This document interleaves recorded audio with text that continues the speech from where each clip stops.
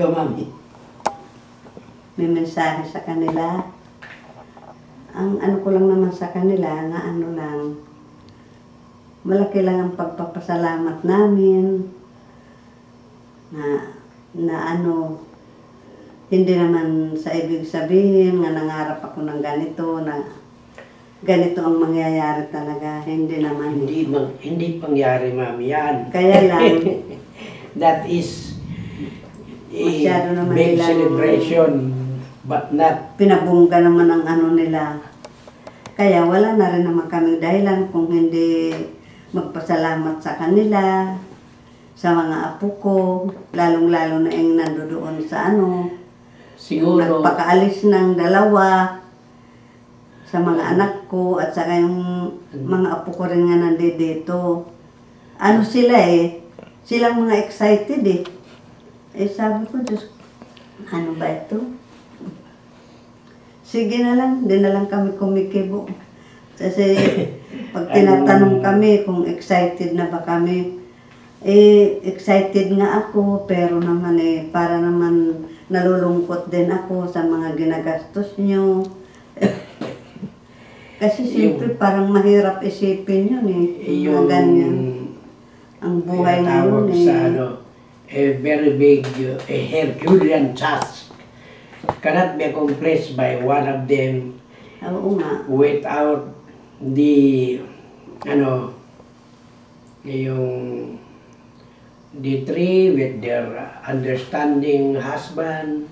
Kasi yung aming mga apo ay wala silang sinabi kung hindi i-accomplish, kasi ano nila kumbaga sa bonus nila para sa amin yun. We could not repay them. Siguro, ganyan din lang ang ano Sabi nila para namin, sa amin. Lalo na ako. Wala kayo, hindi na kami makakabayad Kasi sa inyo. lahat naman sila, pinaghirapan ko rin sila. Minahal ko rin silang lahat. Wala naman silang maaano sa akin. Inalagaan ko naman sila ng maayos. Ay siyempre, mga working mother din naman sila dati. Yung kay Mil lang ang hindi ko talaga na ano. Kasi nag-iisa lang. Nakaalis naman kaagad sila. Kaya ito. Si Mel yung nurse sa Wisconsin, sa Green Bay. Siguro mga 2 years pa nila yung pinagplano. Pero siya muna nagplano yan. Hindi pinapaalam siya sa ang amin. number 1 ano dyan. Kaya lang Journalism siguro, graduate, teaching graduate. ano na lang siguro ng tapos nurse yun ngayon. Panginoon na matulungan siya, nakaalis yung dalawa. Ngayon taon lang ngayon taon lang 10 taon na sila doon. O di, tuwang-tuwa rin siya, nga natulungan din siya. Ayun, malaki rin ang ano nila. 2000 sila umalis. 2010. August. Mm-mm. Nung Agosto, 10 taon na sila doon. Tuwang-tuwa rin sila. Sabi namin, dapat nag-iipon kayo dahil kayo pang nangangailangan dyan. Okay lang daw sa kanila. O di wala kaming magagawa. Sige na lang. Yun si Beth, yung panganay namin.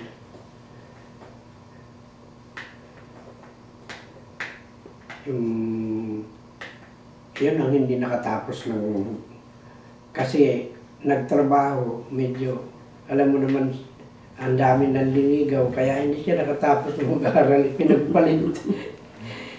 Ang sabi ko nung naku, mabuti pa, mag-asawa ka na lang kasi wala rin, guguluhin ka rin yan mga lalaki, ang daming naghahatid ng pagkain sa kanya. Tapos di magulo rin yung buhay pag maraming naggugulo. Yun ang hindi nakatapos siya. Pinapasok ko yun pero may anak na mahirap yung mag-aaral ka, nagtatrabaho, may anak pa. Wala.